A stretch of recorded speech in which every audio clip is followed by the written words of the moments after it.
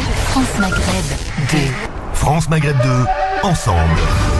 Toute génération. Et il est là, frais et pimpant les amis, comme tous les dimanches dans son émission Parler Santé. Évidemment, Monsieur Malek est avec nous. Bonjour Monsieur Malek. Bonjour Jay. Comment allez-vous? Écoutez, toujours très bien avec vous, ma foi. Merci. Vous faites toujours des super annonces, donc on essaye. je suis gêné quand même. J'ai commencé à être très gêné. Ah non, c'est la vérité. Non, on est très bien ici. Ah bah oui. On est très bien accueillis à chaque fois, donc merci à vous. Alors on va parler aujourd'hui avec vos invités et on vous laisse présenter nos invités pour votre émission. Tout à fait. Alors aujourd'hui émission spéciale, on va aborder la question du don d'organes. C'est une question un peu épineuse, je pense, mais c'est une question qu'il était nécessaire d'aborder aujourd'hui. Donc n'hésitez pas à nous appeler si vous avez des questions par rapport à ce thème. Donc aujourd'hui je suis content, j'accueille deux personnes avec nous. Donc le docteur Kandelman. Bonjour. Bonjour, qui est anesthésiste réanimateur, c'est bien ça? Absolument, c'est ça. Et notre ami, alors je vais l'appeler Yacine, je sais pas, j'ai du mal à vous voyez parce que on se connaît depuis quand même, ouf. C'est un manque de respect, mais c'est pas grave. Voilà. Ah bah non, on va le tutoyer. Non, on va le vouvoyer. Ah d'accord. On se connaît depuis des années. On se connaît depuis des années, donc Yacine qui est infirmier. Voilà, infirmier au service des urgences. Voilà. Donc alors messieurs, on va commencer par la petite rubrique du départ, hein, donc c'est la rubrique portrait. Je vais commencer par vous, docteur Kandelman. Alors, quel âge avez-vous? Alors j'ai 40 ans. Déjà, encore, j'ai pas eu le temps de vous dire merci pour l'invitation. Oh mais on vous en prie. On est toujours très content d'avoir l'occasion de venir parler de ce sujet qui est un peu particulier et qu'on connaît assez mal en fait. Mm-hmm. Alors pour la présentation, moi j'ai 40 ans, je travaille en réanimation et en anesthésie à l'hôpital Beaujon qui est situé à Clichy-la-Garenne. 92. Dans le 92.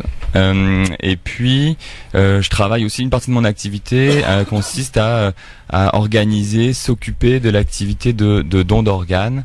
Et je précise tout de suite, c'est une activité de don d'organes à visée de transplantation. Hein. C'est-à-dire que quand on parle de don d'organes, on va dire souvent cette expression dans l'émission, je pense, don d'organes, mais ça sous-entend que c'est don d'organes pour à visée de transplantation pour transplanter et greffer des patients qui ont besoin d'un organe. Voilà. D'accord. Voilà, vous êtes anesthésiste réanimateur depuis j'ai fini toutes mes études et depuis 6 ans maintenant. 6 ans, ouais, d'accord. 2010. Vous avez fait vos études en Île-de-France? J'ai fait une bonne partie de mes études en Île-de-France et puis ce qu'on appelle l'internat, c'est-à-dire la spécialisation en anesthésie réa, je l'ai faite à Rouen, en Seine-Maritime. Ouais, bonjour la Haute-Normandie. Exactement. Voilà. Rouen, Saint-Étienne-du-Rouvray et toutes les communes d'à côté. Yacine. Oui. Alors, quel âge maintenant? Alors moi maintenant j'ai 33 ans. Oh là là. J'ai vu un cheveu blanc.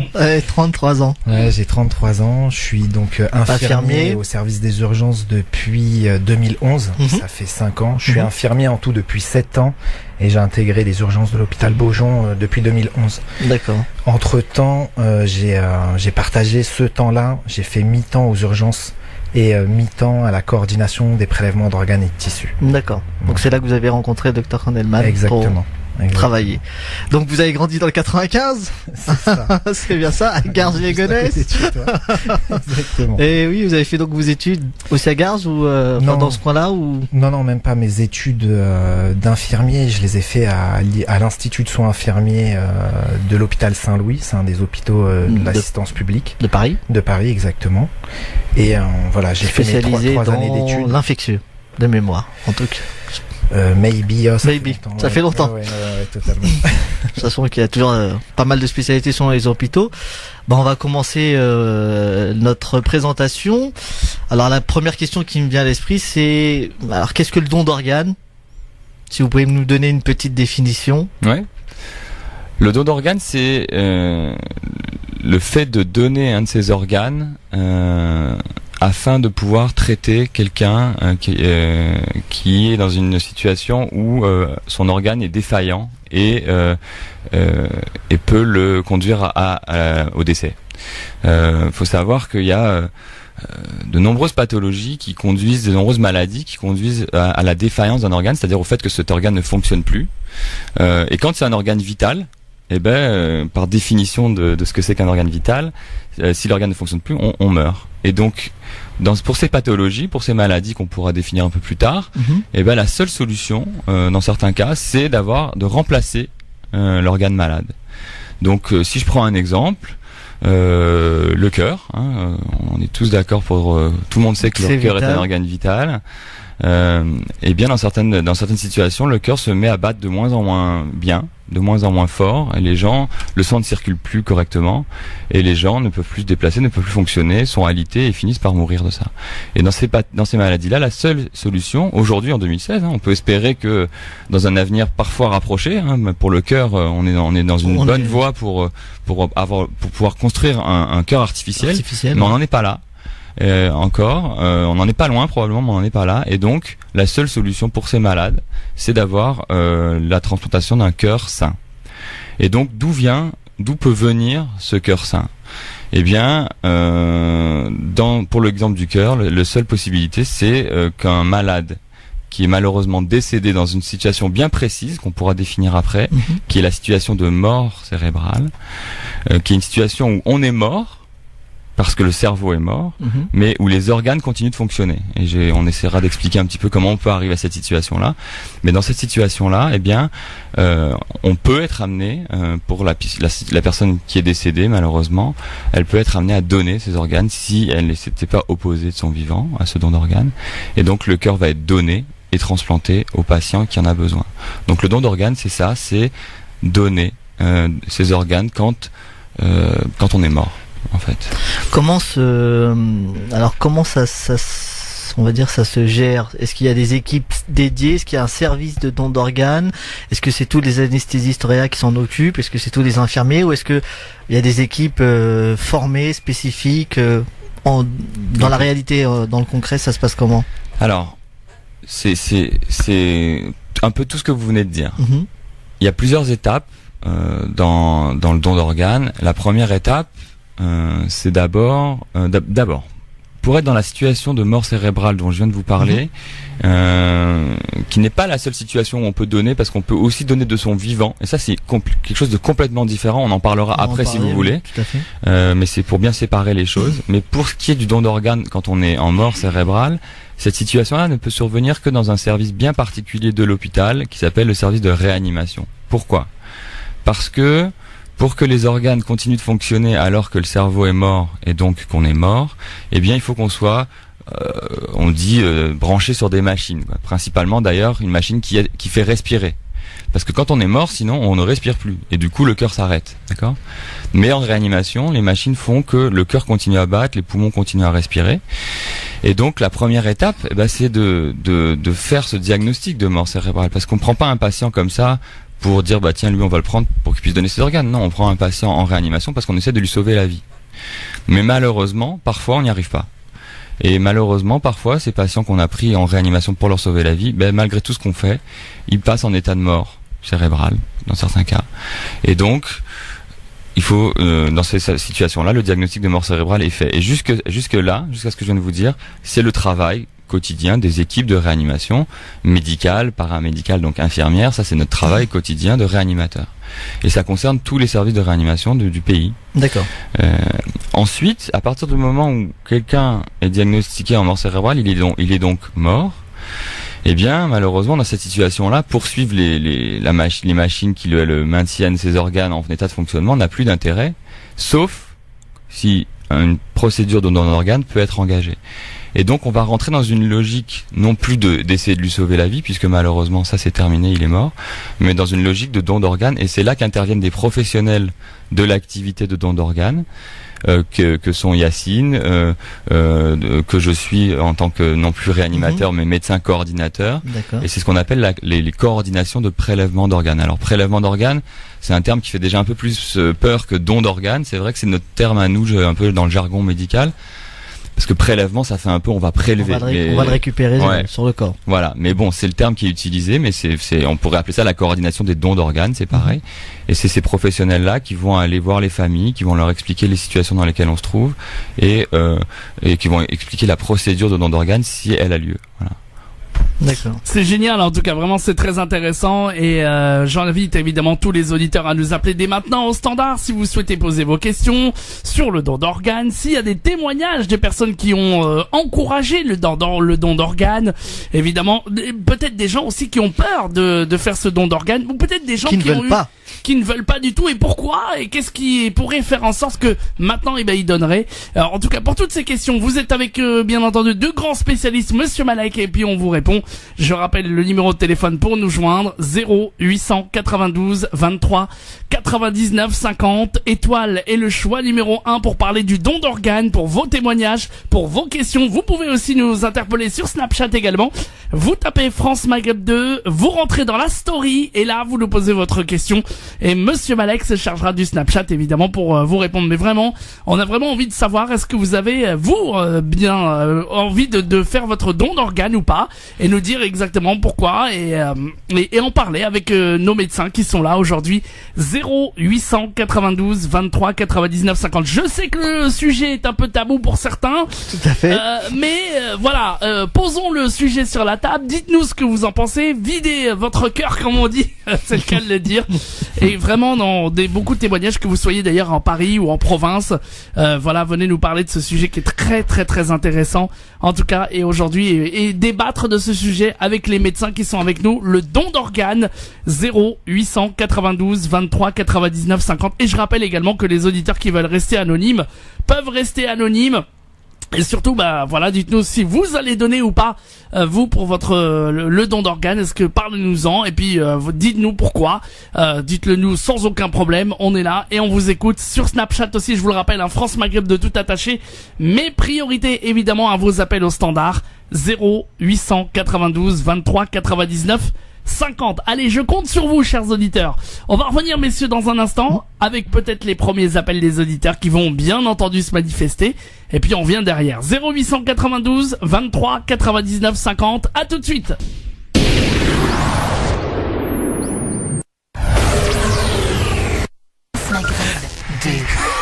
On est bien, oh là, je vous le dis tout de suite, hein.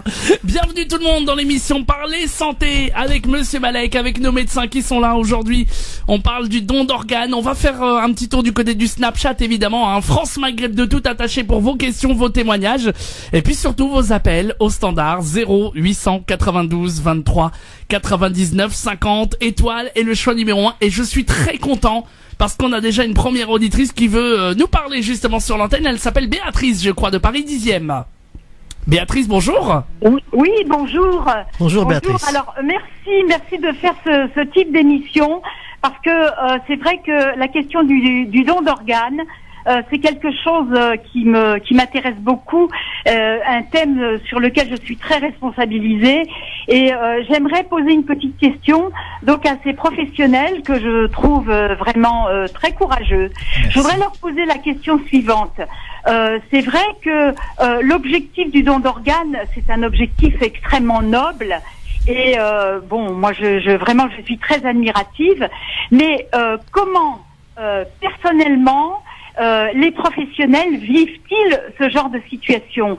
Est-ce que c'est pas difficile malgré tout d'aller vers la famille de ces personnes qui sont décédées pour leur demander l'autorisation de prélever les organes de personnes qui leur sont chères? Ah, ça c'est une bonne question. Messieurs, comment vous faites dans la réalité pour convaincre, discuter, soulager quand c'est possible les familles? Surtout qu'en plus j'imagine qu'on leur demande tout de suite après la mauvaise nouvelle. On leur demande assez rapidement, effectivement. C'est une très très bonne. Merci pour votre appel, madame. C'est vraiment une très bonne question, et c'est effectivement un des enjeux assez compliqués qu'on a à gérer en tant que professionnel quand on est confronté à une situation comme celle-là. Il y a deux aspects, encore une fois. Il y a l'aspect déjà de l'annonce, tout simplement, enfin entre guillemets, de la mort d'un être proche, quoi. Ça c'est déjà quelque chose qui est très difficile, qu'on apprend un peu sur le tas, hein, faut bien le dire, en médecine, dans nos études, je sais pas si on a assez peu de formation là-dessus. Ça commence. Mais l'annonce du diagnostic, voilà, l'annonce d'une pathologie grave, l'annonce d'un décès, c'est quelque chose que on commence un tout petit peu à apprendre à la fac de médecine, mais c'est surtout l'expérience qui nous fait apprendre cette situation et cette manière de faire qui est si complexe.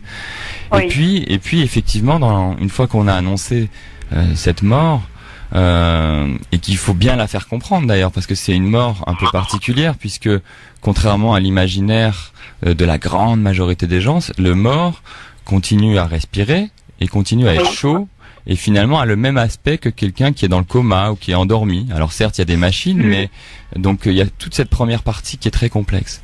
Une fois qu'on est certain que la réalité de la mort a été comprise, effectivement, il faut aborder la question du don, et en expliquant les choses de manière finalement très simple, et pour répondre à votre question le plus précisément possible, en se mettant vraiment dans la tête en tant que professionnel que notre travail, notre but, et de pouvoir faire en sorte que si le défunt souhaitait donner ses organes, notre travail, notre relation de confiance qui nous lie à lui, de manière déontologique, c'est notre travail, on est lié à notre patient, et bien cette relation de confiance doit nous obliger à aller jusqu'au bout et à faire en sorte qu'il puisse donner ses organes. Et en fait, quand on aborde une famille finalement et qu'on se met ça, on y va dans cet état d'esprit qui est finalement l'état d'esprit c'est cet état d'esprit qui nous permet d'aborder une famille plus du tout de manière gênée, parce que certes c'est difficile, mais finalement si le patient souhaitait donner ses organes, notre seule manière de le savoir, on y reviendra après, mais une des manières de le savoir, c'est d'en parler à sa famille d'abord,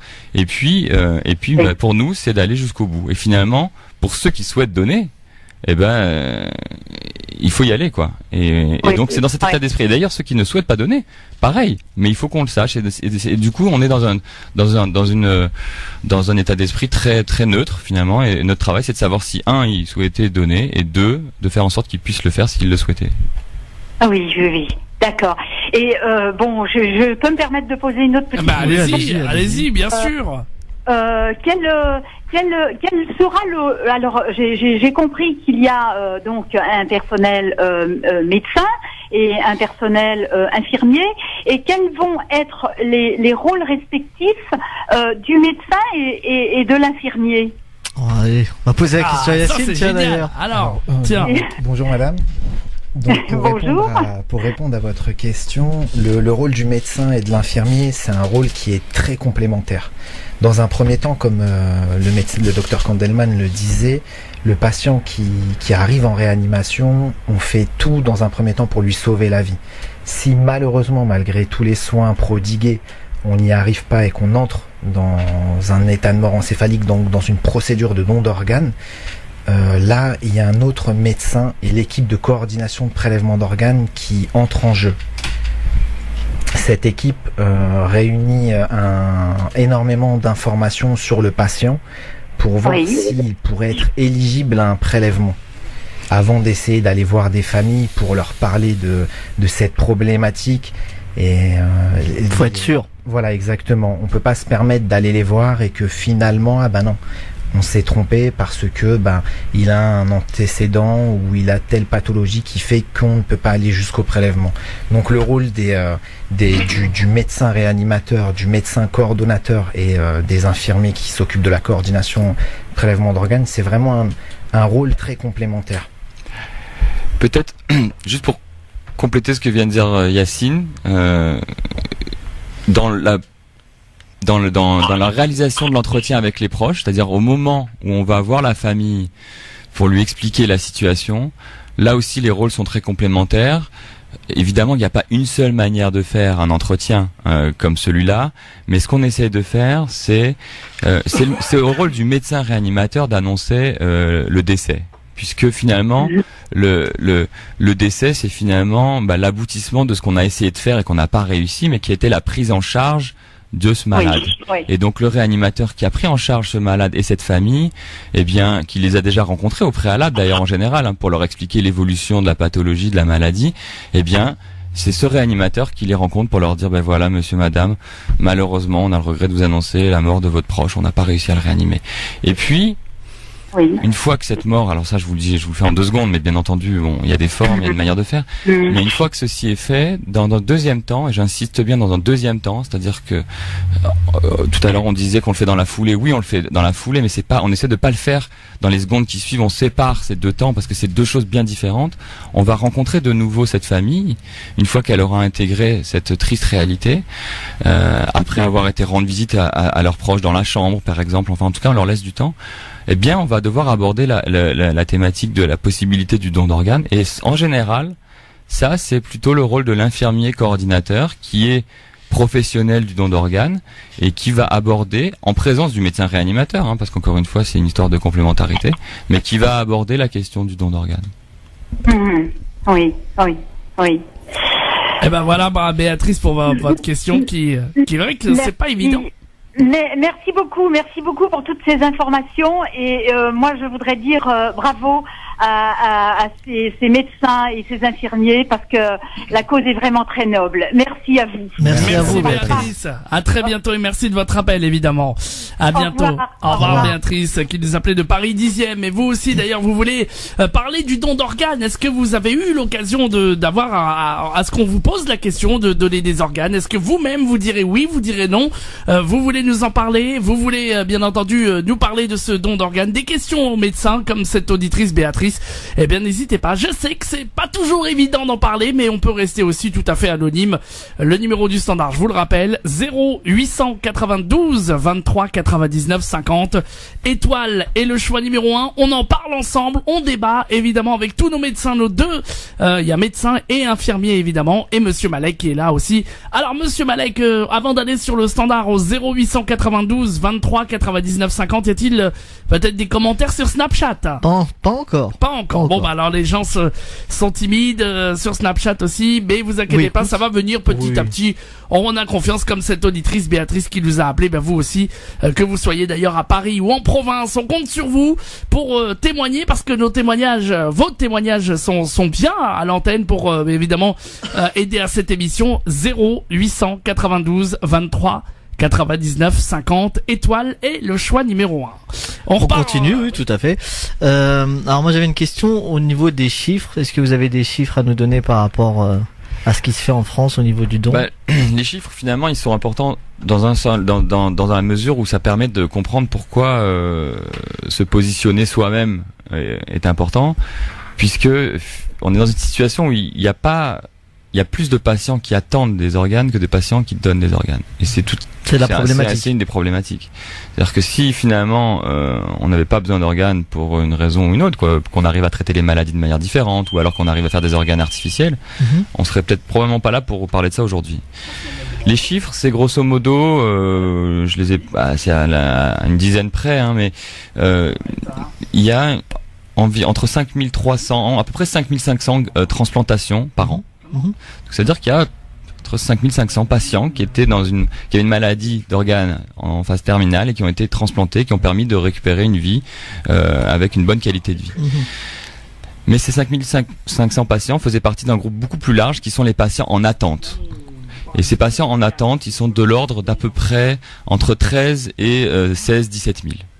Donc aujourd'hui, au moment où je vous parle, là, il y a, on va dire, fourchette inférieure, il y a 13 000 patients qui sont inscrits sur liste d'attente et qui attendent un coup de fil. Hein. Ça se passe vraiment comme ça. Ils attendent un coup de fil de leur médecin, cardiologue, néphrologue, hépatologue, dépendant de l'organe concerné, qui va l'attendre ce coup de fil, qui va leur dire allez, vous venez à l'hôpital, on a un organe pour vous, vous allez être transplanté dans la nuit. Et c'est comme ça que ça se passe. Et ce qui est un dernier chiffre qui je pense est très important, parmi ces 13 000 malades qui attendent ce coup de fil, malheureusement chaque année il y en a 500 qui décèdent faute d'organes disponibles. Donc 2 par jour à peu près, entre 1 et 2 par jour. Et je pense que ces chiffres-là sont importants dans la réflexion que chacun doit mener sur. C'est pas la seule réflexion qu'il faut avoir, parce que mais ça doit faire partie de on a besoin de ces organes encore aujourd'hui.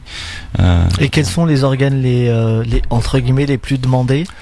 Il y a pas de. Je peux vous dire quels sont les organes, parce que tous les organes ne sont pas transplantables en fait. Oui.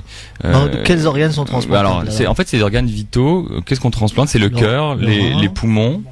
Pour les organes thoraciques, pour les organes abdominaux, il y a les reins, le foie, et dans une moindre mesure, on commence à faire des transplantations d'intestin et de pancréas. Voilà, ce sont les organes qui peuvent être donnés et donc transplantés, ou bien transplantés et donc donnés. Voilà.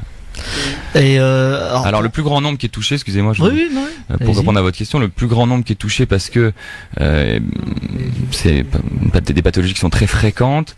Vous savez que le diabète, l'hypertension artérielle, ce sont des maladies qui touchent tous les organes, mais qui vont attaquer de manière très forte les reins.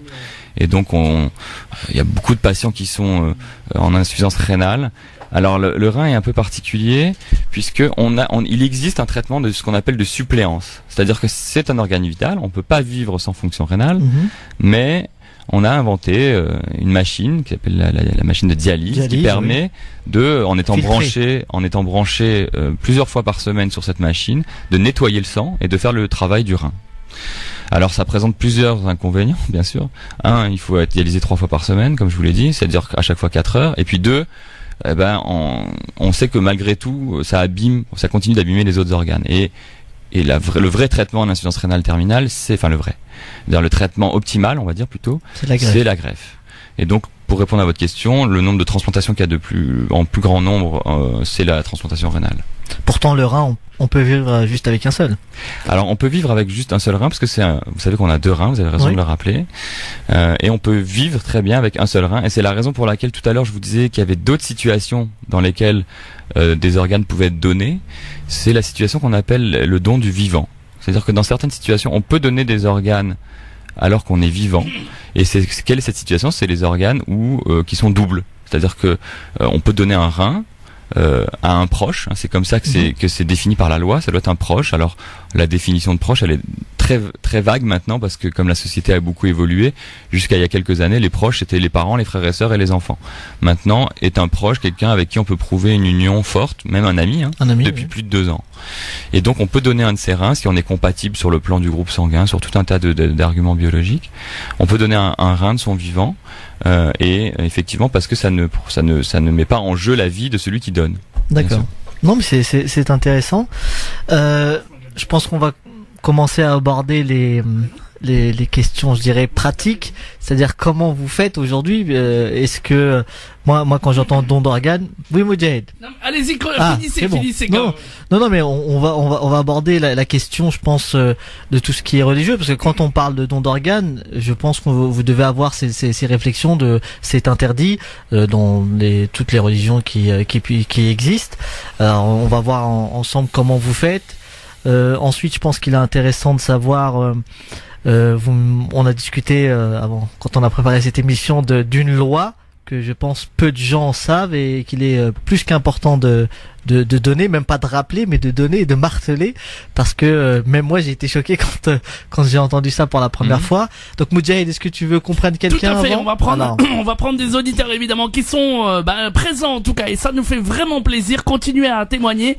0892 23 99 50, c'est le numéro de téléphone, je vous le rappelle, 0892 23 99 50. On a Pierre qui est avec nous de Paris. Bonjour Pierre. Bonjour Pierre. Oui, bravo pour cette émission. Moi, je voulais poser la question, mais vous venez de l'évoquer un peu. Quel est l'impact de la religion pour les éventuels donneurs d'organes? Est-ce qu'il y a une attitude très différente selon les religions? Alors, rentrons dans le vif du sujet, si vous le voulez bien. Alors, messieurs, merci pour votre appel et pour la question. Moi, je peux vous répondre en tant que médecin. Donc, on en discutait effectivement avec Yasser avant de faire l'émission. Ce qu'on pourrait imaginer comme émission future, ou en tout cas, c'est d'avoir un représentant de chaque culte qui pourrait s'exprimer en tant que représentant de ce culte. En tant que médecin, je peux vous parler par contre de ma pratique. Effectivement, et puis aussi des recherches que j'ai faites, parce que ça, bien entendu, ça m'interpelle. Effectivement, on voit de tout, en fait. Je m'explique.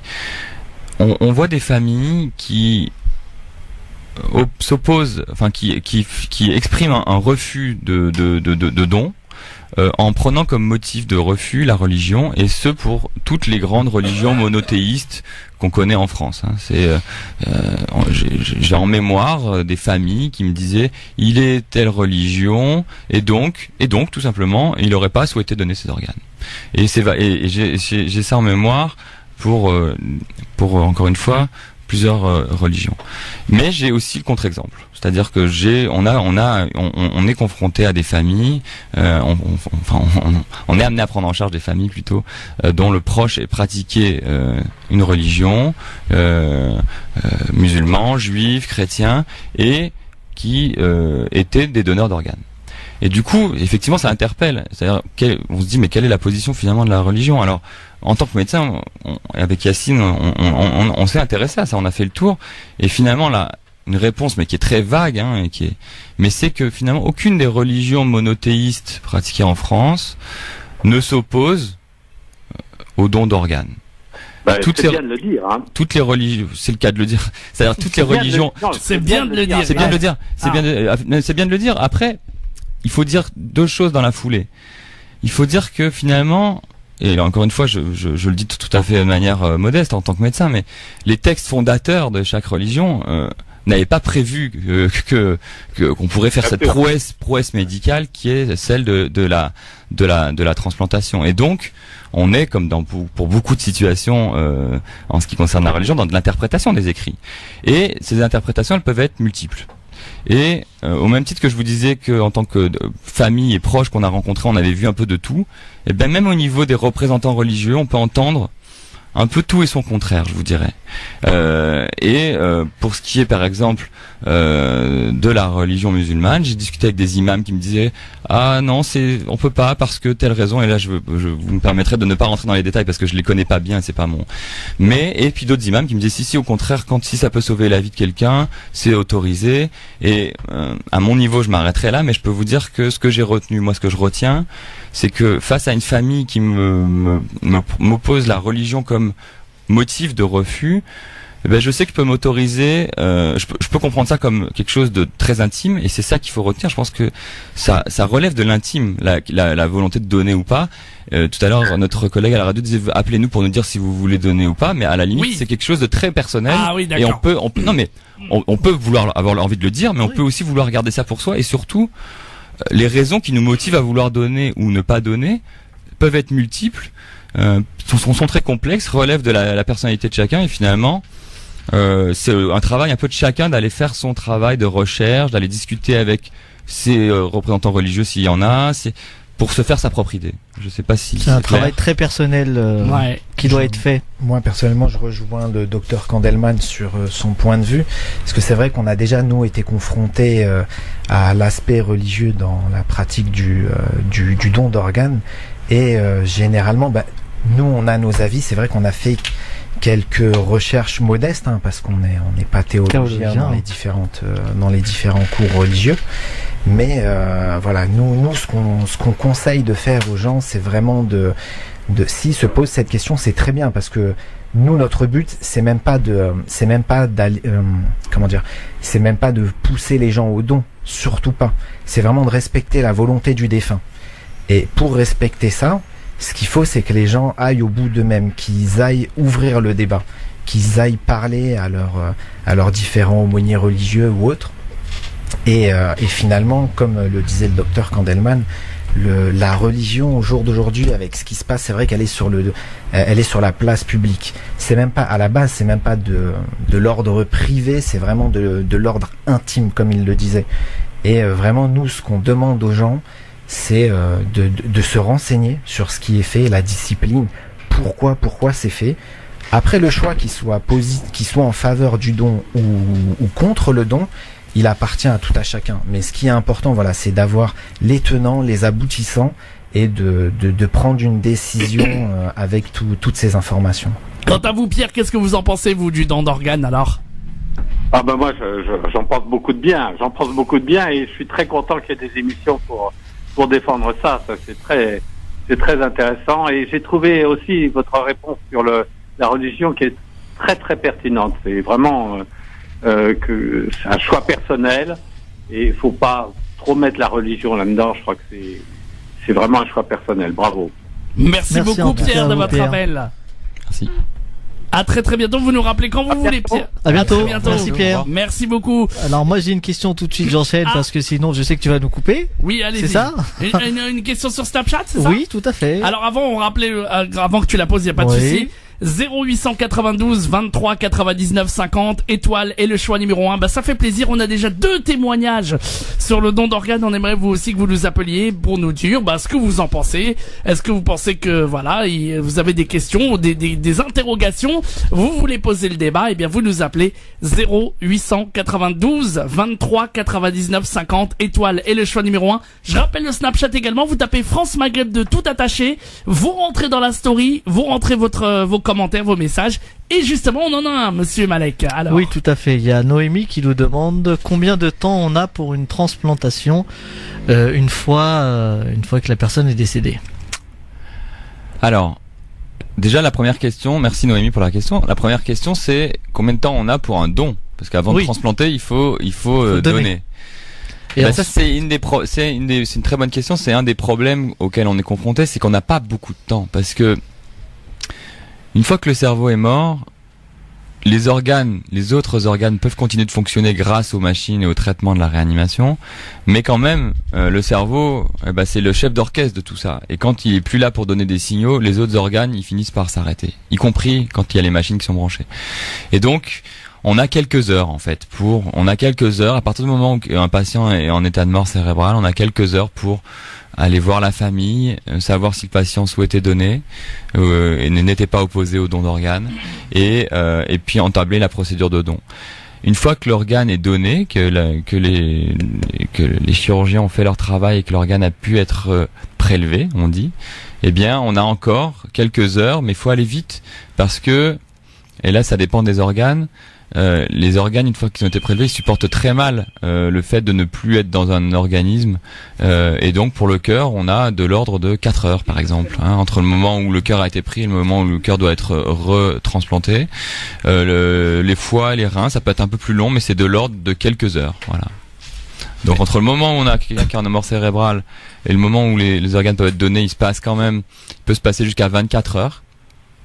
Et à partir du moment où les organes sont prélevés, là il faut aller très vite. On a des appels, et j'ai encore une question. Oui, une autre question, on va d'accord. Ça n'arrête plus. Ah voilà, ça fait plaisir, tant mieux. On va prendre d'abord l'auditeur et après on répond sur Snapchat, il y a pas de souci. 0892 23 99 50 étoile et le choix numéro 1 sur Snapchat, vous tapez France Maghreb 2 tout attaché. Vous rentrez dans la story, vous posez vos questions, et on a Béatrice d'Aubervilliers qui est avec nous. Bonjour Béatrice. Bonsoir. Bonsoir Béatrice.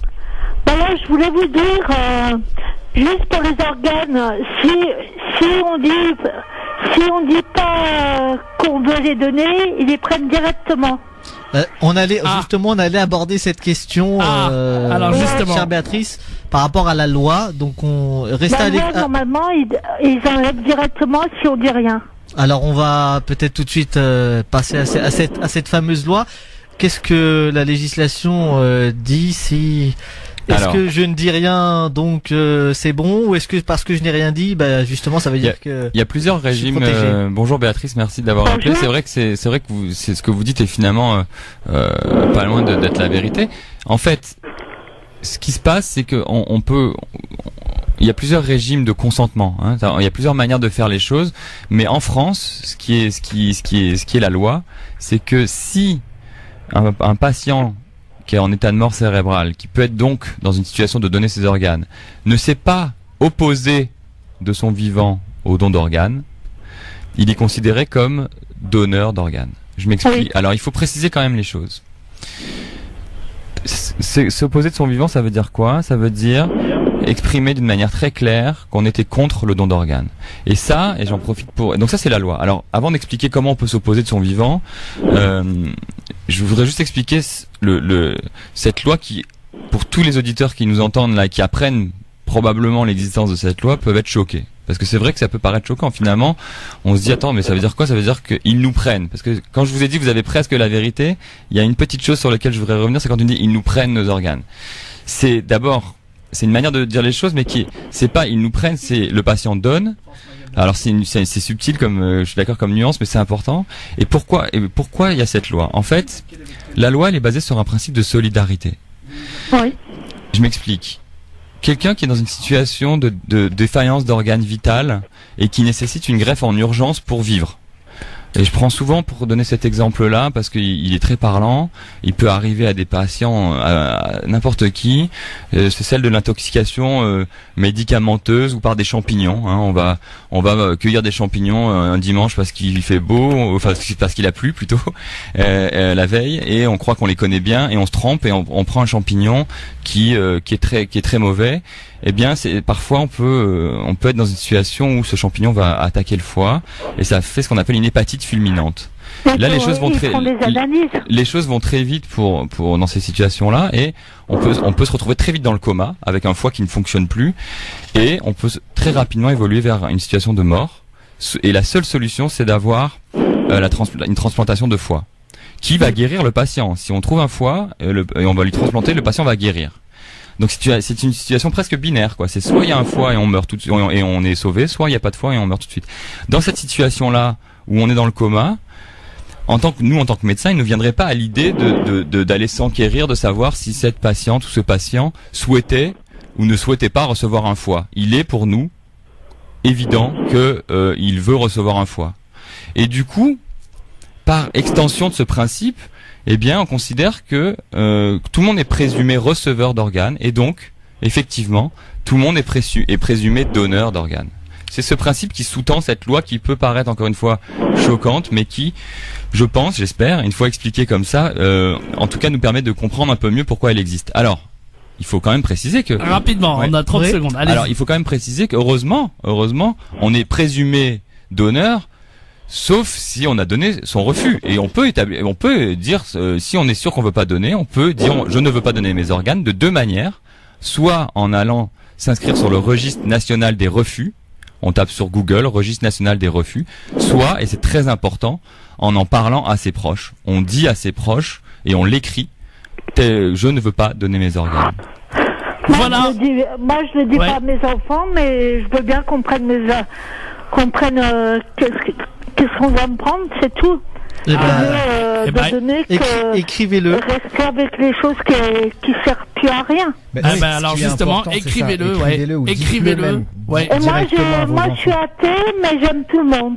C'est tout. On vous aime aussi. Merci Béatrice. Merci beaucoup, madame, de votre appel. Au revoir et merci. Bisous. À bientôt. On va revenir dans un instant. Il y a encore plein d'autres appels, messieurs, là. J'ai encore 2-3 questions, alors. Oui, le crooner a fait, je vous le dis, moi, ce soir. On a un docteur, là, qui captive tous les auditeurs. Ça nous fait plaisir, en tout cas. 0892 23 99 50. On parle du don d'organes. On aura des auditeurs. On aura le Snapchat, évidemment. Vous avez France Maghreb de tout attaché. Et puis, le téléphone priorité à vous. 0892 23 99 50. On revient tout de suite. À tout de suite. Maghreb 2, France Maghreb 2. Oh, comme ça passe vite, la dernière partie de l'émission Parler Santé, mais on est encore là, on vous accueille, vous êtes prioritaire évidemment. Nous sommes avec Monsieur Malek qui est là. Toujours. Et avec nos deux médecins, Monsieur Malek. Dr Kandelman et notre ami Yacine. Exactement. Dr Kandelman qui est là, qui fait beaucoup succès ce soir. Évidemment, on parle du don d'organes. Les questions sur Snapchat, hein, vous continuez. France Maghreb de tout attaché, on va les lire, promis. Oui. Mais pour l'instant, on a des auditeurs au standard au 0892 23 99 50. On va commencer par Marie-Caroline, je crois. Caroline, bonjour. Oui, bonjour. Pardonnez-moi d'avoir écorché votre nom. Vous nous appelez d'où, Marie-Caroline? Je vous appelle de Clichy-la-Garenne. Clichy-la-Garenne, très bien. On vous écoute. Alors, déjà, moi, je souhaitais vraiment féliciter les professionnels de santé donc qui sont présents avec vous ce soir, parce que je trouve que qu'ils font, et le fait de faire cette émission aussi, d'informer, c'est vraiment super. Et par contre, j'aurais une question, moi, c'est sur l'après-don, en fait, une fois que, voilà, nous défunts, une fois que la personne est décédée, la famille a-t-elle des renseignements sur ce que sont devenus les organes de la personne disparue, sachant que c'est anonyme, mais est-ce que quand même on peut garder avoir une sorte de suivi sur les organes, en fait? Oui, totalement. C'est une excellente question. Bonjour Marie-Caroline. Bonjour. Donc par rapport à ça, oui, ça fait partie de nos missions.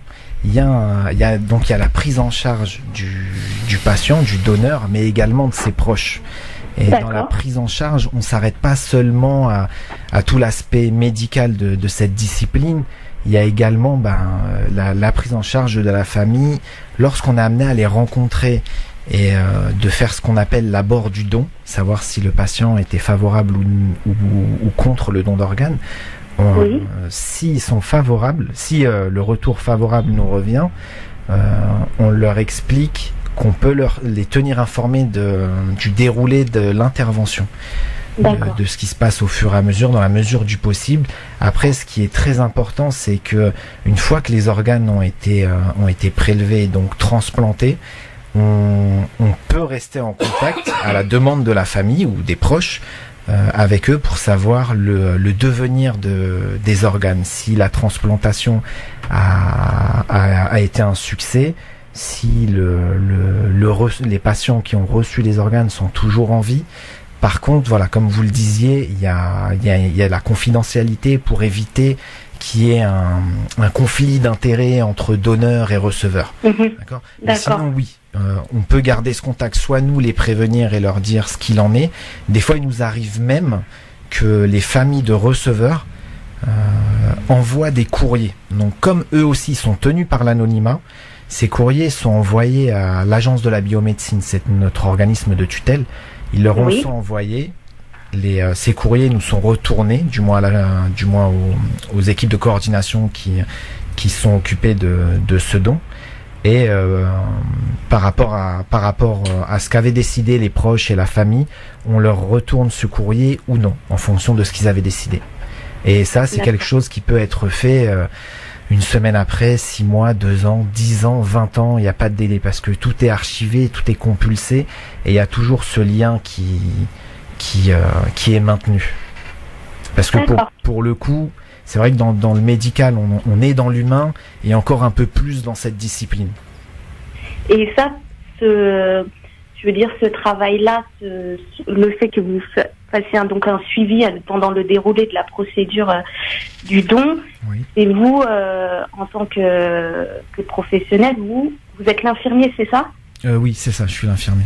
D'accord, donc en fait, c'est vous un peu la personne référente auprès de la famille du défunt, vous et le médecin. Oui, exactement, le médecin et l'équipe infirmière, exactement. C'est nous qui sommes en lien avec la famille. On essaye de faire au maximum qu'il n'y ait pas plusieurs intervenants, parce que ça parasite ou autre, même si notre équipe est composée de plusieurs infirmières coordinatrices également. On se fait nos transmissions, mais voilà, elle est liée avec cette équipe pour éviter qu'il y ait un échappement d'informations et qu'on réponde assez rapidement à leurs différentes demandes. D'accord, très bien. Je vous remercie beaucoup. Merci à vous. Un bisou au bébé. Oui, un gros bisou au bébé. Un gros bisou au bébé. Oui, merci beaucoup. À bientôt Marie-Caroline. Merci beaucoup de nous avoir appelés. À très bientôt. Et vos appels évidemment en direct au standard 0892 23 99 50 étoile et le choix numéro 1. Mina malheureusement n'a pas pu patienter, c'est pas grave. Elle peut nous rappeler évidemment 0892 23 99 50 si vous avez des questions sur le don d'organes avec nos médecins qui sont là et Monsieur Malek. Alors Monsieur Malek sur Snapchat en tapant France Maghreb 2 tout attaché, vous rentrez dans la story et vous nous posez vos questions. Qu'y a-t-il comme question ? On avait 2 questions de la part de Youssef. Alors, il voudrait savoir quels sont les organes les plus compliqués à transplanter. Ça, c'est sa première question. Et ensuite, est-ce que les organes sont vendus aux patients ? Et pour terminer, il nous remercie pour cette super émission. Donc, c'est gentil. Merci à toi, Youssef, pour ton soutien. Merci pour les questions. Est-ce que les organes les plus compliqués à transplanter, c'est compliqué de répondre à cette question-là parce que finalement chaque organe ça peut être très simple et puis il peut y avoir des complications liées au patient plus qu'à l'organe en tant que tel. Ce qui est sûr c'est qu'un des organes qu'on essaie de transplanter de manière assez récente et donc pour lequel c'est plus compliqué, c'est ce qu'on appelle la transplantation intestinale. Certains patients ont eu des maladies qui font que leur intestin ne fonctionne plus. L'intestin stricto sensu c'est pas forcément un organe vital mais mais quand même avec un intestin très court, c'est très difficile de vivre et la qualité de vie est grandement amoindrie. Et puis à terme, malgré tout, on finit par décéder de certaines pathologies liées à l'intestin. Et du coup, on essaie de faire des transplantations intestinales, mais ça reste assez compliqué. En tout cas, c'est pas développé comme peut l'être la greffe rénale, par exemple. Le deuxième question, elle est très importante. Est-ce qu'on paye ? Est-ce qu'on paye ? Heureusement, non. C'est un des grands principes qui sous-tendent l'activité de don et de transplantation, qui est la gratuité, bien sûr. Hein, comme c'est une activité complètement gratuite. On sait que dans certains pays, il y a un trafic d'organes. Voilà, c'est parfois d'ailleurs un peu dans une espèce d'image, c'est parfois des fantasmes entre guillemets de gens qui ont peur. Hein. Parmi toutes les peurs qu'on peut avoir par rapport au don, il y a celle-là, quoi, de rêve, de trafic, quoi. Voilà, notre organe va être vendu ailleurs et pas donné en Heureusement, on est dans un pays où les choses sont très très bien organisées, très très bien encadrées par la loi, et c'est complètement inenvisageable qu'il y ait le moindre trafic d'organes en France à l'heure actuelle. Merci en tout cas. Génial. On continue avec plein de témoignages d'auditeurs. Évidemment, on parle du don d'organes et toutes vos questions au standard 0892 23 99 50. On va accueillir Mina qui est avec nous de Neuilly-Plaisance, je crois. C'est ça, Mina ? Oui. Bonjour, oui. Mina. Bonjour, Mina. Bonjour, merci pour cette émission. Merci à vous. Je suis très fière de vous parce que ça fait très plaisir. Ça change des sujets qu'on n'arrête pas d'entendre. Alors merci. Ma question est la suivante. Quand il s'agit d'un musulman en son vivant et qui décide de donner l'organe, c'est-à-dire est-ce qu'il y a des conditions? Est-ce qu'il faut s'inscrire? Comment ça se passe ici? Ah, bah voilà. Alors ça, très bien, docteur. On va pouvoir lui répondre à cette question qui est vraiment très intéressante. Juste pour être sûr de la question, oui. Bonjour, merci Mina pour votre appel. La question c'est un musulman qui de son vivant a dit qu'il voulait donner, comment ça se passe après sa mort, c'est ça la question? Après sa mort, oui, oui. Comme pour tout le monde en fait, citoyen. Mais là où, enfin, comme pour n'importe quel citoyen bien sûr, évidemment, oui. Mais ce qui est sûr, là où je me permettrai d'insister, ça me permet d'insister sur vraiment un des messages que je pense qu'il est important de faire passer. Oui. Il y a encore beaucoup de gens qui pensent que, par exemple, la religion, encore une fois quelle qu'elle soit, interdit, d'accord? Et donc, voilà. Ce qu'on peut nous, et c'est très difficile comme situation pour nous en tant que médecins et infirmiers, ce qui nous arrive parfois, c'est d'être confronté à une situation suivante. On est face à un patient que malheureusement on n'a pas pu réanimer. Il est en mort cérébrale. On sait qu'il aurait souhaité donner ses organes parce que un frère, une sœur, à lui, nous a rapporté qu'il aurait voulu. Mais lorsqu'on parle de ça, dans la famille, on est face à 5 ou 6 personnes. Les deux frères, par exemple, les deux frères, le papa, et puis un cousin. Et puis, il y a quelqu'un qui va nous dire, ah non, je suis désolé, mais il était telle religion, donc c'est non. Et là, nous, on est face à un dilemme d'une grande complexité. Soit, on respecte la loi. Et la loi, c'est quoi? Est-ce qu'il s'était opposé de son vivant? La réponse est non. Donc, on va aller faire le don d'organes. Mais, ça se fait dans une situation très conflictuelle, parce qu'il va y avoir une partie de la famille qui va nous dire, mais non, c'est pas possible, on peut pas faire ça, il était musulman, on veut pas. Et du coup, là, la solution pour régler ce problème, d'après nous, c'est de tout un chacun, et j'espère que tous les auditeurs après cette émission le feront, c'est de, réfléchir à ce qu'ils souhaitent faire, et encore une fois, on va pas revenir là-dessus, c'est quelque chose de très intime, mais s'ils souhaitent donner, le dire à ses proches, et l'écrire sur un papier, c'est pas compliqué, on écrit aujourd'hui la date, le jour, je ne m'oppose pas au don d'organes, je souhaite donner mes organes après ma mort. Et ça, si on a ce papier-là, on peut rien faire. Enfin, même vis-à-vis de la famille. Je veux dire, nous en tant que médecins, on sera, et c'est voilà, exactement. Sauf que c'est pas forcément aussi compliqué. Pas besoin d'aller chez le notaire, pas besoin. Déjà, la première étape, c'est d'en parler, parce que si on en parle, bien, les proches, ils vont respecter votre position. Vous disiez, pardon, Mina? Oui. Exactement. Voilà. C'est très important d'en parler. Et en fait, le problème, c'est qu'on n'en parle pas beaucoup. Et c'est vrai que je dis pas que c'est facile, hein, parce que ça touche à plein de sujets tabous. Ça veut dire qu'on va parler de la mort, qu'on va parler de notre corps. C'est des choses qui sont pas faciles à discuter. Nous, ce qu'on essaie de faire passer comme message, c'est pas forcément de rentrer dans une discussion très compliquée, mais juste de dire, voilà, moi je te dis juste, après ma mort, sache que je souhaite ou que je ne souhaite pas donner mes organes. Déjà, si à la fin de l'émission, tous les auditeurs qui nous écoutent font déjà ça, on aura rempli notre mission, je pense.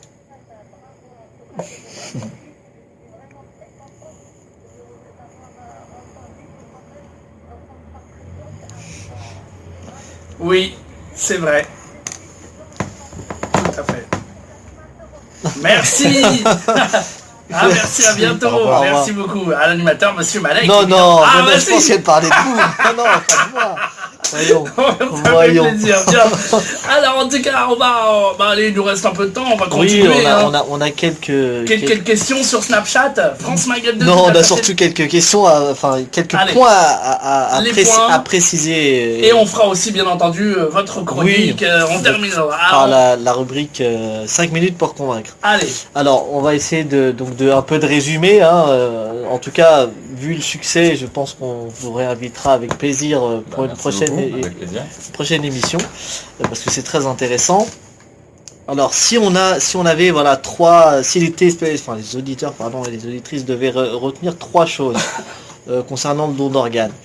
La première, me dites si je me trompe, et de toute façon on en parle, c'est que c'est un travail personnel. Donc chacun d'entre nous doit se poser la question, est-ce que je veux ou est-ce que je ne veux pas donner mes organes? Oui. C'est la première question. En tout cas, c'est une des questions importantes auxquelles il faut se poser. Ouais. Ensuite, une fois qu'on a fait ce raisonnement personnel ou en famille ou à la rigueur, mais surtout de l'intime, peu importe les croyances, là aussi, on rentre pas dedans. Et d'ailleurs, c'est ce que vous avez répété plusieurs fois, c'est pas sur ça que vous vous battez aujourd'hui. C'est de le faire savoir. Donc, soit je veux donner mon organe, et donc, peu importe ce que ma famille décidera, il faut que je le dise et que je l'écrive. Comme ça vous facilite votre travail au quotidien. Donc ça, c'est la première des choses qu'il faut rappeler. Mais la deuxième, c'est que si je ne veux pas donner, il y a une loi qui me dit que si je n'ai pas dit clairement que je ne voulais pas donner mes organes, au niveau de la loi, c'est qui ne dit mot consent. Donc c'est-à-dire que vos équipes ont le droit de récupérer les organes. C'est bien ça ? C'est vrai. Maintenant, vous avez expliqué que c'est pas ce que vous voulez faire parce que c'est des conflits, il y a des conflits dans les familles, vous êtes obligé de gérer et on veut pas aller jusque là. Alors vous avez parlé tout à l'heure d'un site internet où on peut s'enregistrer facilement en ligne pour justement dire qu'on ne veut pas. Alors est-ce que vous pouvez nous rappeler ce site ? Juste une précision par rapport à ce que vous venez de dire. Le plus important pour nous, équipe médicale, c'est de respecter ce qu'aurait été le souhait du patient. C'est ça vraiment notre... Alors, quand on ne le connaît pas, et c'est là qu'on rentre dans quelque chose de compliqué, il faut essayer de cheminer, et la famille est quand même le principal témoin de ce qu'aurait souhaité le patient. Et c'est en ça que je vous dis qu'on va être obligé un petit peu de se plier à ce que nous dit la famille. Si la famille nous dit il n'aurait pas souhaité, on va s'y plier. Attention, il y a une nouveauté, c'est que la famille doit un petit peu quand même prouver, s'engager. Ah. Oui. Bon, prouver, alors ça peut paraître là aussi choquant, c'est une modification toute récente de la loi. Quand vous avez dit, si on est donneur, il faut l'écrire, le plus important c'est que si on est contre le don, il faut l'écrire. C'est surtout ça. Parce que si on est donneur, c'est surtout important d'en parler, mais on n'a pas besoin de l'écrire. Par contre, si on est opposé, et si la famille nous fait part d'une opposition, on demandera une trace écrite de cette opposition. Si elle n'existe pas, la famille pourra nous écrire elle-même le jour J, je sous-signais, confirme que mon proche était opposé. Mais vous voyez, il y a un espèce d'engagement, surtout dans le témoignage de l'opposition, parce que, encore une fois, si on ne s'est pas opposé, on est présumé comme étant donneur. Alors effectivement, la manière la plus simple, si on est contre, si les auditeurs qui nous écoutent disent moi je veux être sûr qu'on respecte ma position de non-donneur, que je ne veux pas donner mes organes, il y a un site qui est prévu par la loi, c'est un registre en fait, défini par la loi, qui s'appelle le registre des refus. Donc vous allez sur Google, vous tapez registre des refus, registre national des refus au don d'organes.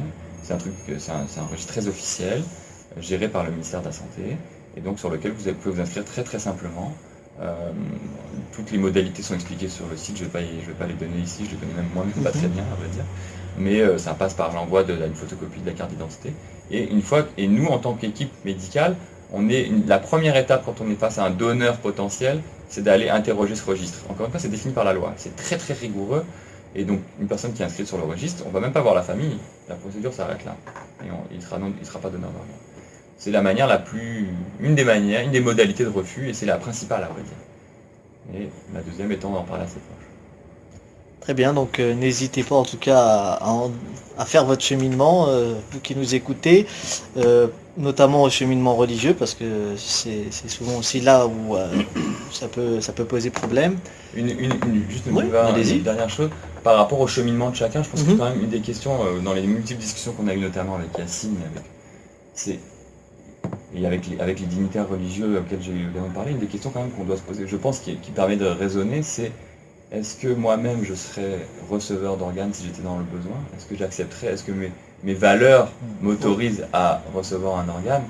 Si oui, je pense que ça nous aide à cheminer vers la réponse à celle qui concerne la question du don. Du don, oui. Ce serait logique de dire religieusement j'ai le droit de récupérer, en tout cas c'est ce que je pense, donc religieusement je devrais avoir le droit de donner. En tout cas c'est une manière de raisonner.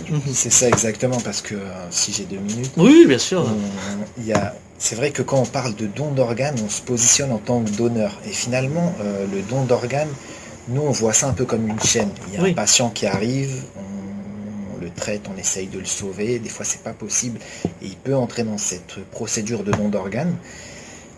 Après il y a un prélèvement qui est effectué, il y a des organes qui sont transplantés chez des receveurs, et finalement on peut être aux deux extrémités de cette chaîne. On peut être donneur et on peut être également receveur, et c'est vrai qu'il faut, comme le docteur Kandelman le disait, il faut avoir ça en tête, je pense aussi, pour prendre sa décision, parce que finalement c'est vrai que c'est quelque chose qui touche à plein de dimensions, que ce soit philosophique, notre sensibilité religieuse, notre place même dans la société, dans la famille, etc. Et je pense qu'il faut avoir toutes ces informations pour essayer d'être en accord avec soi-même. Après, qu'on soit favorable ou pas, c'est une décision qui appartient à chacun. Il n'y a pas de bonne décision et de mauvaise décision. C'est juste de le faire savoir. Voilà, exactement. Ça, c'est le message qui doit passer, c'est ça. Faites oui votre ou choix non, et faites votre savoir. choix, mais il faut que les gens le sachent. Exactement. Moudjeh, tu me laisses mes 5 minutes pour convaincre. Ah bah évidemment. Donc je vous remercie encore, en tout cas encore une deuxième fois ou une troisième fois pour être venu nous parler de ce thème qui est très important, en tout cas qui est très peu abordé. C'était pour ça que moi j'étais très content lorsque j'ai eu Yacine au téléphone d'avoir merci pour l'invitation. Écoutez, de toute façon on va la renouveler. Alors fidèle à ce début d'année, vous savez que l'association A2S parle de prévention médicale, mais nous parlons aussi avec la jeunesse, et notre objectif c'est de dialoguer avec les jeunes et de les inciter à suivre en tout cas une orientation professionnelle ou scolaire la plus longue possible, et en tout cas essayer d'apporter un peu notre expérience à un niveau très très très humble. Moi j'aimerais savoir, voilà, en 2 minutes 30 à peu près chacun, que diriez-vous aux jeunes qui nous écoutent pour qu'ils fassent soit infirmier ou soit réanimateur, anesthésiste?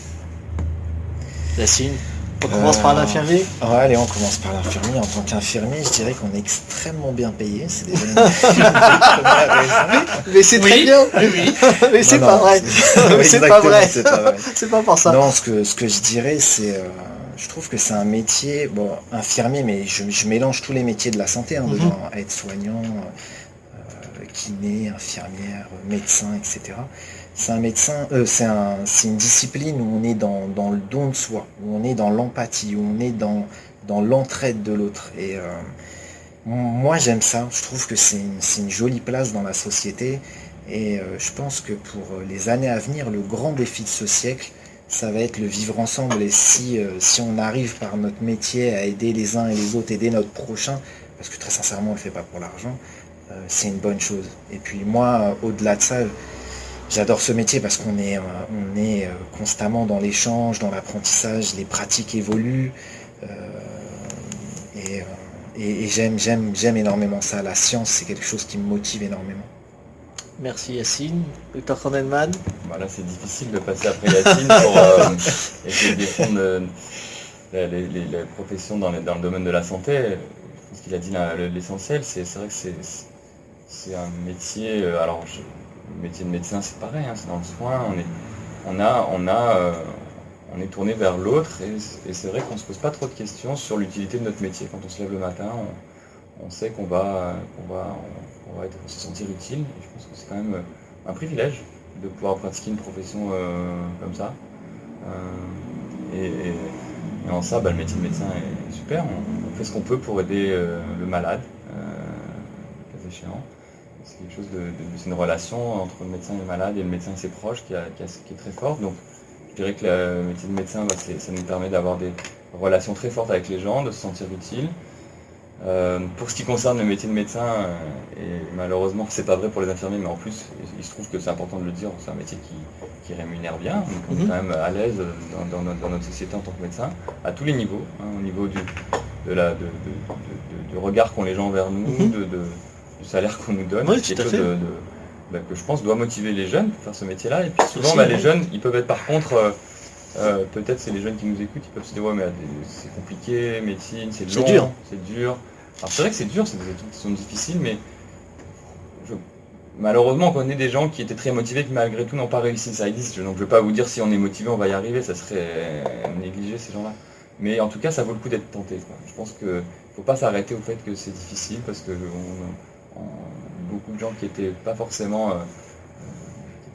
optimistes ont réussi à réussir le concours et à devenir médecin. Il y a le deuxième argument, c'est que c'est des longues études. Souvent on se dit c'est 10 ans d'études. C'est vrai que c'est long, hein, faut pas se le cacher, mais c'est 6 ans d'études. Après ces 6 années, on est interne, c'est la spécialisation, mais quand on est interne, on est professionnel, on est payé. Et du coup, moi je considère que c'est plus des études. Alors c'est pas 10 ans d'études, c'est important de le dire. C'est un apprentissage, mais intéressant, parce que là on travaille on est rémunéré quand même correctement par rapport à un stage. Et l'autre chose, c'est qu'on a l'impression que c'est 6 ans d'études et que du coup on va être 6 ans sur les bancs de la faculté. Non, dès la 3e année, on est sur le travail à l'hôpital auprès des malades et on apprend notre travail auprès des malades dès la 3e année. Donc c'est des études qui sont assez vite professionnalisantes et pragmatiques, quoi. C'est pas juste de la théorie pendant 6 ans. Ouais, pas mal. On passe très vite dans le concret. Pas mal du tout, mais c'est vrai, c'est encourageant, hein, c'est vraiment très encourageant. Et puis en même temps, après, c'est quand même, par rapport au salaire, c'est quand même pour certains, puisque tout ce qui est spécialisation, on est sur du 12-13 ans après le bac, donc c'est quand même mérité. Comme on dit, si on regardait de temps en temps le prix de la consultation de médecine, un jour il faudrait que je fasse une émission sur ça, et le prix du coiffeur du coin, on verrait la différence. Donc, mine de rien... Il faut faire attention. Mais merci en tout cas pour votre présence, messieurs. C'était très très intéressant. On va essayer donc de mettre normalement l'émission en ligne, peut-être pas dès ce soir, mais en tout cas le plus rapidement possible pour que ceux qui n'ont pas pu nous écouter puissent prendre le temps de le faire. Je rappelle notre page Facebook donc de l'association A2S. Vous écrivez A, le chiffre 2, S, Avenir Santé Solidarité. Vous cliquez j'aime, comme ça vous avez toutes les informations et les dernières émissions en podcast sur YouTube. Et ceux qui veulent nous contacter donc sur notre page, notre mail, donc c'est avenirsanté-solidarité@gmail.com. Je répète, tout attaché sans accent, en minuscule, avenirsanté-solidarité@gmail.com. La semaine prochaine, nous recevrons le Dr Youb pour nous parler très certainement d'Alzheimer. Ah, eh bien on parlera Il revient, il est de retour, le Dr Youb. Très très bonne semaine à vous en tout cas, monsieur Malek. Merci à tous les médecins. Merci au docteur, merci à Yacine l'infirmier qui était là aussi. Et merci à vous, monsieur Malek. Merci à vous, Moudjahid. À la semaine prochaine. Et ça sous-entend que ces dons d'organes à visée de transplantation pour transplanter et greffer des patients qui ont besoin d'un organe. Voilà. D'accord. Voilà, vous êtes anesthésiste réanimateur depuis ? Depuis, j'ai fini toutes mes études et depuis 6 ans maintenant. 6 ans, d'accord. 2010. Vous avez fait vos études en Ile-de-France ? J'ai fait une bonne partie de mes études en Ile-de-France et puis ce qu'on appelle l'internat, c'est-à-dire la spécialisation en anesthésie réa, je l'ai faite à Rouen, en Seine-Maritime. Ouais, bonjour la Haute-Normandie. Exactement. Voilà. Rouen, Saint-Étienne-du-Rouvray et toutes les communes d'à côté. Yacine. Oui. Alors, quel âge maintenant? Alors moi maintenant j'ai 33 ans. Oh là là. J'ai vu un cheveu blanc. 33 ans. Ouais, j'ai 33 ans. Je suis donc infirmier au service des urgences depuis 2011. Ça fait 5 ans. Je suis infirmier en tout depuis 7 ans. Et j'ai intégré les urgences de l'hôpital Beaujon depuis 2011. D'accord. Entre-temps, j'ai partagé ce temps-là. J'ai fait mi-temps aux urgences et mi-temps à la coordination des prélèvements d'organes et de tissus. D'accord. Donc c'est là que vous avez rencontré Dr Handelman. Exactement. Travailler. Donc vous avez grandi dans le 95. C'est ça. C'est bien ça, à Garges-les-Gonesse. Exactement. Et oui, vous avez fait donc vos études aussi à Garges ou dans ce coin-là ou? Non, même pas. Mes études d'infirmier, je les ai fait à l'Institut de soins infirmiers de l'hôpital Saint-Louis. C'est un des hôpitaux de l'assistance publique. De Paris. De Paris, exactement.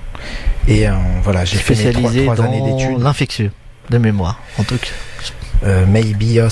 Ça fait longtemps. Ouais, totalement. De toute façon, il y a toujours pas mal de spécialités sur les hôpitaux. On va commencer notre présentation. Alors, la première question qui me vient à l'esprit, c'est alors qu'est-ce que le don d'organes? Si vous pouvez nous donner une petite définition. Ouais. Le don d'organes, c'est le fait de donner un de ses organes afin de pouvoir traiter quelqu'un qui est dans une situation où son organe est défaillant et peut le conduire au décès. Faut savoir qu'il y a de nombreuses pathologies qui conduisent, de nombreuses maladies qui conduisent à la défaillance d'un organe, c'est-à-dire au fait que cet organe ne fonctionne plus. Et quand c'est un organe vital, par définition de ce que c'est qu'un... Et j'invite évidemment tous les auditeurs à nous appeler dès maintenant au standard si vous souhaitez poser vos questions sur le don d'organes. S'il y a des témoignages de personnes qui ont encouragé le don d'organes, évidemment, peut-être des gens aussi qui ont peur de faire ce don d'organes, ou peut-être des gens qui ne veulent pas du tout, et pourquoi, et qu'est-ce qui pourrait faire en sorte que maintenant ils donneraient. Alors, en tout cas, pour toutes ces questions, vous êtes avec bien entendu deux grands spécialistes, Monsieur Malek, et puis on vous répond. Je rappelle le numéro de téléphone pour nous joindre, 0892 23 99 50, étoile est le choix numéro 1 pour parler du don d'organes, pour vos témoignages, pour vos questions. Vous pouvez aussi nous interpeller sur Snapchat également. Vous tapez France Maghreb 2, vous rentrez dans la story et là vous nous posez votre question et Monsieur Malek se chargera du Snapchat évidemment pour vous répondre. Mais vraiment, on a vraiment envie de savoir, est-ce que vous avez envie de faire votre don d'organes ou pas, et nous dire exactement pourquoi et en parler avec nos médecins qui sont là aujourd'hui. 0892 23 99 50. Je sais que le sujet est un peu tabou pour certains. Tout à fait. Voilà, posons le sujet sur la table. Dites-nous ce que vous en pensez. Videz votre cœur, comme on dit. C'est le cas de le dire. Et vraiment, dans beaucoup de témoignages, que vous soyez d'ailleurs en Paris ou en province, voilà, venez nous parler de ce sujet qui est très très très intéressant. En tout cas, et aujourd'hui, et débattre de ce sujet avec les médecins qui sont avec nous. Le don d'organes, 0892 23 99 50. Et je rappelle également que les auditeurs qui veulent rester anonymes peuvent rester anonymes. Et surtout, voilà, dites-nous si vous allez donner ou pas, vous, pour votre le don d'organes. Est-ce que parlez-nous-en, et puis dites-nous pourquoi. Dites-le nous sans aucun problème. On est là et on vous écoute sur Snapchat aussi. Je vous le rappelle, France Maghreb de tout attaché. Mes priorités évidemment à vos appels au standard, 0892 23 99 50. Allez, je compte sur vous, chers auditeurs. On va revenir, messieurs, dans un instant, avec peut-être les premiers appels des auditeurs qui vont bien entendu se manifester. Et puis on vient derrière. 0892 23 99 50. À tout de suite.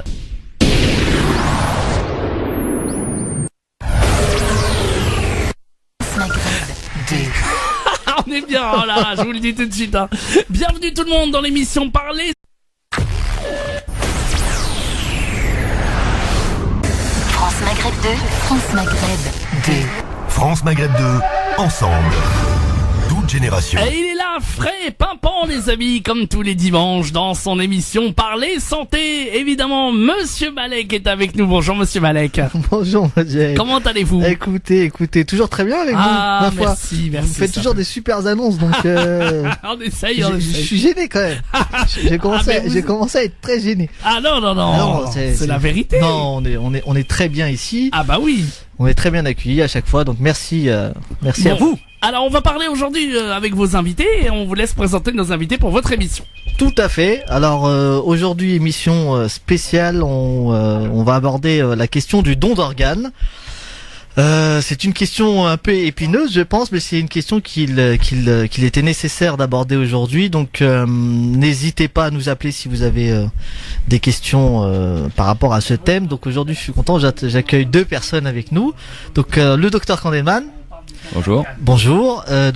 Qui est anesthésiste réanimateur, c'est bien ça? Absolument, c'est ça. Et notre ami. Alors, je vais l'appeler Yacine. Je sais pas, j'ai du mal à vous voyez parce que on se connaît depuis quand même. Ouf. C'est un manque de respect, mais c'est pas grave. Voilà. Ah bah non, on va le tutoyer. Non, on va le vous voyez. Ah d'accord. On se connaît depuis des années. On se connaît depuis des années. Donc Yacine qui est infirmier. Voilà, infirmier au service des urgences. Voilà. Donc alors messieurs, on va commencer par la petite rubrique du départ. Hein. Donc c'est la rubrique portrait. Je vais commencer par vous, docteur Kandelman. Alors, quel âge avez-vous? Alors j'ai 40 ans. Déjà, encore, j'ai pas eu le temps de vous dire merci pour l'invitation. Oh mais on vous en prie.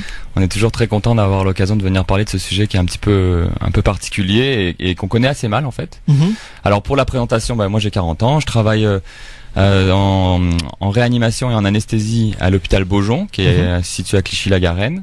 92. Dans le 92. Et puis, je travaille aussi, une partie de mon activité consiste à organiser, s'occuper de l'activité de don d'organes. Et je précise tout de suite, c'est une activité de don d'organes à visée de transplantation. Hein. C'est-à-dire que quand on parle de don d'organes, on va dire souvent cette expression dans l'émission, je pense, don d'organes, mais quelque chose de complètement différent. On en parlera après si vous voulez. Tout à fait. Mais c'est pour bien séparer les choses. Mais pour ce qui est du don d'organes, quand on est en mort cérébrale, cette situation-là ne peut survenir que dans un service bien particulier de l'hôpital qui s'appelle le service de réanimation. Pourquoi ? Parce que pour que les organes continuent de fonctionner alors que le cerveau est mort et donc qu'on est mort, eh bien il faut qu'on soit, on dit, branché sur des machines. Quoi. Principalement d'ailleurs une machine qui fait respirer. Parce que quand on est mort, sinon on ne respire plus. Et du coup le cœur s'arrête. D'accord ? Mais en réanimation, les machines font que le cœur continue à battre, les poumons continuent à respirer.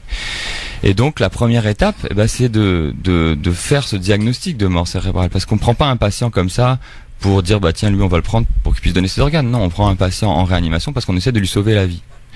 Mais malheureusement, parfois on n'y arrive pas. Et malheureusement, parfois, ces patients qu'on a pris en réanimation pour leur sauver la vie, malgré tout ce qu'on fait, ils passent en état de mort cérébrale, dans certains cas. Et donc, il faut, dans ces situations-là, le diagnostic de mort cérébrale est fait. Et jusque-là, jusqu'à ce que je viens de vous dire, c'est le travail quotidien des équipes de réanimation, médicale, paramédicale, donc infirmière. Ça, c'est notre travail quotidien de réanimateur. Et ça concerne tous les services de réanimation du pays. D'accord. Ensuite, à partir du moment où quelqu'un est diagnostiqué en mort cérébrale, il est donc mort. Eh bien, malheureusement, dans cette situation-là, poursuivre les machines qui le maintiennent ces organes en état de fonctionnement n'a plus d'intérêt, sauf si une procédure de don d'organes peut être engagée. Et donc, on va rentrer dans une logique non plus d'essayer de lui sauver la vie, puisque malheureusement, ça c'est terminé, il est mort, mais dans une logique de don d'organes. Et c'est là qu'interviennent des professionnels de l'activité de don d'organes, que sont Yacine, que je suis en tant que non plus réanimateur, mais médecin coordinateur. D'accord. Et c'est ce qu'on appelle les coordinations de prélèvement d'organes. Alors, prélèvement d'organes, c'est un terme qui fait déjà un peu plus peur que don d'organes. C'est vrai que c'est notre terme à nous, un peu dans le jargon médical. Parce que prélèvement, ça fait un peu, on va prélever. On va le récupérer sur le corps. Voilà. Mais bon, c'est le terme qui est utilisé, mais on pourrait appeler ça la coordination des dons d'organes, c'est pareil. Et c'est ces professionnels-là qui vont aller voir les familles, qui vont leur expliquer les situations dans lesquelles on se trouve, et qui vont expliquer la procédure de don d'organes si elle a lieu. Voilà. D'accord. C'est génial, en tout cas, vraiment, c'est très intéressant. L'organe vital, si l'organe ne fonctionne plus, on meurt. Et donc, pour ces pathologies, pour ces maladies qu'on pourra définir un peu plus tard, la seule solution, dans certains cas, c'est de remplacer l'organe malade. Donc, si je prends un exemple, le cœur, on est tous d'accord tout le monde sait que le cœur est un organe vital.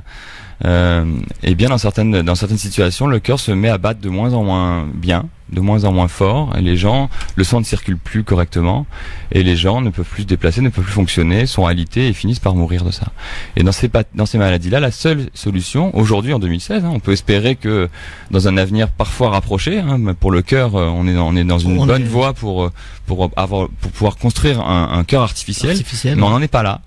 On n'en est pas loin probablement, mais on n'en est pas là. Et donc, la seule solution pour ces malades, c'est d'avoir la transplantation d'un cœur sain. Et donc, d'où peut venir ce cœur sain? Eh bien, pour l'exemple du cœur, la seule possibilité, c'est qu'un malade qui est malheureusement décédé dans une situation bien précise, qu'on pourra définir après, qui est la situation de mort cérébrale, qui est une situation où on est mort, parce que le cerveau est mort, mais où les organes continuent de fonctionner. Et on essaiera d'expliquer un petit peu comment on peut arriver à cette situation-là. Mais dans cette situation-là, eh bien, on peut être amené, pour la personne qui est décédée, malheureusement, elle peut être amenée à donner ses organes si elle ne s'était pas opposée de son vivant à ce don d'organes. Et donc, le cœur va être donné et transplanté au patient qui en a besoin. Donc, le don d'organes, c'est ça, c'est donner ses organes quand on est mort. En fait. Comment ça on va dire, ça se gère? Est-ce qu'il y a des équipes dédiées? Est-ce qu'il y a un service de don d'organes? Est-ce que c'est tous les anesthésistes réa qui s'en occupent? Est-ce que c'est tous les infirmiers? Ou est-ce que il y a des équipes formées, spécifiques dans la réalité, dans le concret, ça se passe comment? Alors, c'est un peu tout ce que vous venez de dire. Il y a plusieurs étapes dans le don d'organes. La première étape, c'est d'abord, pour être dans la situation de mort cérébrale dont je viens de vous parler, qui n'est pas la seule situation où on peut donner, parce qu'on peut aussi donner de son vivant, et ça c'est